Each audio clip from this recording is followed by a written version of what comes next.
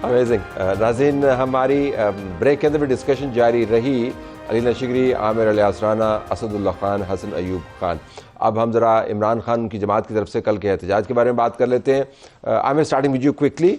एहतजाज अमूमन जो तारीख रही है उसके अंदर हंगामा काफ़ी होता है। अब अलीमा वहाँ पे गई हुई हैं, वैसे ही उनकी गाड़ी जो है वो चला रहे हैं पॉलिटिशियंस, और पूरा गेयर्ड अप है। ये अटक तक रहेगा? आपको क्या लगता है लॉन्ग मार्च इस्लामाबाद की तरफ आएगा क्या? Your information. देखिए, मैं तो चाहता हूं कि वो हर जगह जाने की सियासत करें। ठीक, क्यों रुकें वो सिर्फ केपी में, और वो अपने आप को महदूद क्यों कर रहे हैं? लेकिन बड़क से बाज आएँ, सियासत करना सीखें। चाहे वो अलीमा खान करें, चाहे वो सोहेल आफरीदी करें, चाहे वो उनके चेयरमैन करें बैरिस्टर गौर, जिनको ये खुद ही टांगे खींचते रहते हैं, जो वाहिद आदमी है जो इनके लिए रास्ते बनाता है। लेकिन मैंने वो देखा कि एक ही चौक पे पेशावर के जो लोगों ने तस्वीरें लगाई, सोहेल आफरीदी की इमरान खान के साथ और बाकी लोगों की अलीमा खान साहिबा के साथ। फैमिलीज़ में ये काम हर एक ने किया। बेनज़ीर भुट्टो ने किया, नुसरत भुट्टो ने किया, मरहूमा कलसूम नवाज ने किया, मरियम नवाज ने किया। तो इनकी मुझे तो कोई मुज़ायका नहीं है, लेकिन जब आप ये असरात मुरतब करेगा आपके ख्याल में एहतजाज की? नहीं, ये चीज क़यादत इस वक्त फर्मली अलीमा के हाथ में। ये कल के दिन का है एहतजाज। उन्होंने कोई वो लाए अमल 3 साल से दे रहे हैं, उनके पल्ले कोई लाए अमल नहीं है। फिलहाल तो बैरिस्टर गौर ने अलीमा खान की सज़ा अगस्त जो शुरू हो गया है इस वक्त तक रुकवाई है। तो आप कल क्या फोर्सी करें? बस ये जलसा है और कुछ नहीं। हसन?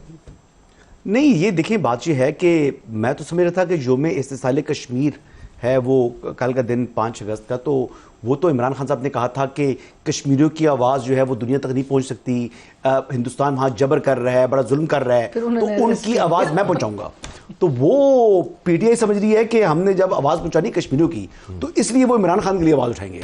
मेरे ख्याल के मुताबिक ये हमारी तो मेरी नहीं, लेकिन मुझे फिक्रा आया हुआ है, वो इमरान खान तो वर्ल्ड कप जीत के आया था 5 अगस्त को। क्या कर रहे हैं यार? हाँ, ये भी सही कह रहे हैं। ट्रॉफी दे के आया था, जनरल बाजवा के साथ जफ्फियां डल रही थी कि हमने कश्मीर ਤੁਹਾਡੇ वाले की था। तो ये एक 370 जो किया था, कमाल है, मेरे साथ किया था। तो आप मेरी बात सुने, इमरान खान साहब जो हैं वो उनकी रिहाई के लिए कहते हैं हम जदोजहद करेंगे। भाई ही इज अ कॉन्विक्ट। उनको यानी अब उनकी कन्विक्शन अगर आपने ख़त्म करनी है और आपने अदालत में नहीं जाना, तो उसका एक ही तरीका है, प्रेसिडेंट से आप एप्लीकेशन लिखें और प्रेसिडेंशियल पार्डन के लिए उन्हें कहें जी मुझे माफ़ कर दें, सदर साहब मैं हाथ जोड़ता हूँ, गलती होगी, माफ़ करें। हाँ, फिर अगर वो वैसे भी आपको पता है मुफाहमत के बादशाह हैं, दरिया दिल हैं, वो अगर माफ़ कर दें तो अलग बात है, लेकिन माफ़ी मांगनी पड़ेगी प्रेसिडेंट जरदारी से। जैसे लेकिन जरदारी साहब के पास भी वो थ्रू पीएम जाए। लेकिन आपने जिस तरह बात की ना, मुझे वक्ती तौर पे ये गुमान हुआ कि जिस तरह यूरोपियन यूनियन की जितने प्रोटोकॉल्स हैं सियासी हवाले से वो हमने साइन किए हुए हैं और उसके मुताबिक निज़ाम चल रहा है। ऐसे तो नहीं होता कि सदर साहब की तरफ योर टेक, तो ये जलसा कुछ नहीं होगा, कल हंगामा होगा, खबरें बनेंगी, Aleema photo opportunity and that's it. देखें ये जलसा क्यों हो रहा है तला साहब? ये जलसा इसलिए हो रहा है कि सोहेल आफरीदी साहब पर और पीटीआई की लीडरशिप पे बहुत शदीद दबाव है कारकुनों का कि आप कुछ कर नहीं रहे, और इसीलिए इस जलसे को सेमीफाइनल की कॉल देकर कारकुनों को बुलाया गया है। और उनकी ये टूर्नामेंट क्या है और उनकी उम्मीदें बनाई गई हैं। सेमीफाइनल के बाद फाइनल होता है ना। देखें, अब वो उनके जो लीडर्स हैं जिनसे हमारी बातचीत भी होती है, वो ये कहते हैं कि जी अब अगर हम कॉल नहीं देंगे फाइनल के लिए तो ये लोग हमारा गिरबान पकड़ेंगे। अब ये पीटीआई एक दोहराए पर खड़ी हो गई आके, अगर वो सेमीफाइनल में फाइनल की कॉल नहीं देते, तारीख नहीं देते, क्योंकि देखिए एक पिछले दिनों एक मीटिंग हुई थी पार्टी की और बहुत ही इंपॉर्टेंट मीटिंग थी। उस मीटिंग में इस पर बहस हुई थी कि हमें फाइनल कॉल के लिए या अक्टूबर के लिए या लॉन्ग मार्च के लिए तारीख नहीं देनी चाहिए। लेकिन बहुत झगड़े के बाद और बहुत बहस मुबाहिसे के बाद इस बात पर इत्तफाक हुआ कि हम इसी तारीख को यानी 5 अगस्त को होने वाले जलसे में ही लॉन्ग मार्च की फाइनल कॉल की तारीख दे देंगे। सर फाइनल तो कुछ नहीं होता, लेकिन तारीख का आना इंपॉर्टेंट है। अगर तो कल मेरे लिए न्यूज ये है कि अगर लॉन्ग मार्च की तारीख आ जाती है कि हम फुला तारीख को लॉन्ग मार्च कर रहे हैं वैसे इस्लामाबाद की तरफ या किसी, और अगर कल के जलसे में जो मिलियन का भी हो और उसमें तारीख कोई ना हो तो ये कोई खबर नहीं है।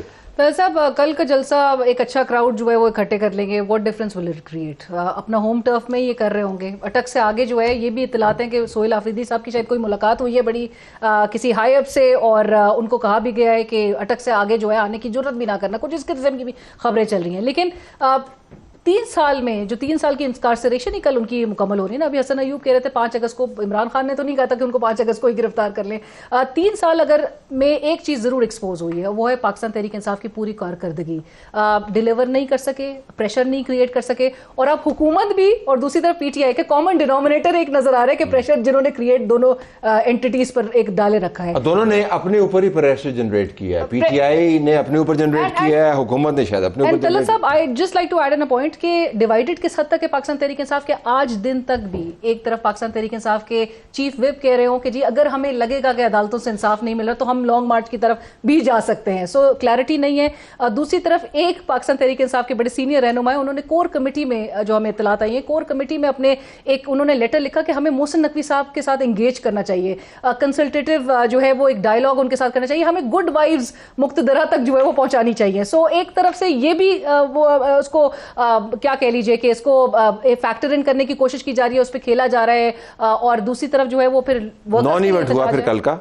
नहीं, इवेंट तो होगा ना जी, इवेंट तो हो, वो तो हाँ जी, कुछ ना भी हो तो हमारे तो इवेंट होता है ना। अलीमा खानम अब देखना ही है वो स्टेज, वो इवेंट जिसकी अलीमा खानम क्या स्टेज पर आएंगी, बैठेंगी, क्या वो तकरीर करेंगी, नहीं करेंगी, क्यों नहीं करेंगे, उनके लिए वो कहती है सियासत से कोई ताल्लुक नहीं है।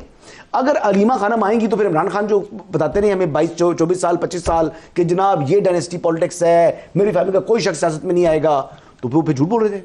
नहीं, एज अ फैमिली क्यों नहीं वो आना चाहिए, मेरा तो ये सवाल ही नहीं है। क्वेश्चन है ना, उसकी बहन का हक है, उनकी बहनों का हक है, पीटीआई का ये राइट है कि वो अपने नहीं वो आए, लेकिन असल इशू वही है कि सियासत को सियासत समझ के करेंगे नहीं और रास्ता बनाए। मैं बार बार इसलिए कहता हूँ पीटीआई की लीडरशिप को शहबाज शरीफ को फंसाना चाहिए, आज और फंसाना चाहिए कि हम आपके साथ बैठने को तैयार हैं। मजीद क्या फंसा? मैंने शहबाज शरीफ प्रोग्राम आपका देख के कह रहे होंगे कि आगे मेरी मुसीबत काट। नहीं, मैं क्या कह रहा हूँ, मैंने ये मजीद का लफ्ज सोच के कहा है, इसलिए कि एंगेज करें और फिर बात करें कि हमें आखिरी फैसला इमरान खान वो अल्लामा राजा नासिर अब्बास बात ही नहीं करते, पार्टी में किसी को लीडर ऑफ द ऑपोजिशन की सीट नहीं दे रहे थे, तो वो पार्टी की जो सदारत है या वो उसका कंट्रोल वो अलीमा खान को देना चाहते हैं, नहीं देना चाहते, वो तो कहते थे मत आओ, लेकिन आप देख रहे हो उन्होंने रास्ता निकाल लिया। लेकिन असल में जो बात की वो बिल्कुल आखिर 32 सेकंड रह गए, जो उसने बात की कि अगर लॉन्ग मार्च की डेट आती है तो फिर ये सिग्निफिकेंट नहीं, वहां तो कफन की डेटें भी आ चुकी हैं, उसके बाद क्या हुआ, 26 नवंबर क्या था,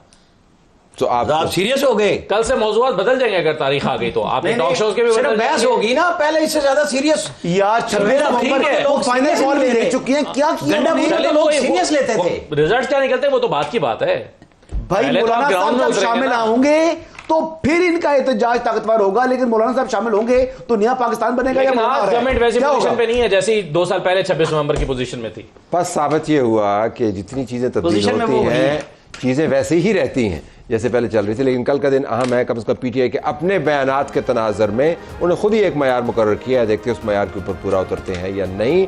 अगले हिस्से में जब हम आएंगे तो बात कर रहे होंगे आज़ाद जम्मू एंड कश्मीर के इंतखाबात में क्या वाक़तन धांधली हुई, उनके जो इलेक्शन कमीशन के नुमाइंदे हैं, बल्कि इलेक्शन कमिश्नर साहब खुद जो हैं वो हमारे साथ होंगे, justice retire Ghulam Mustafa Mughal. Do watch that segment.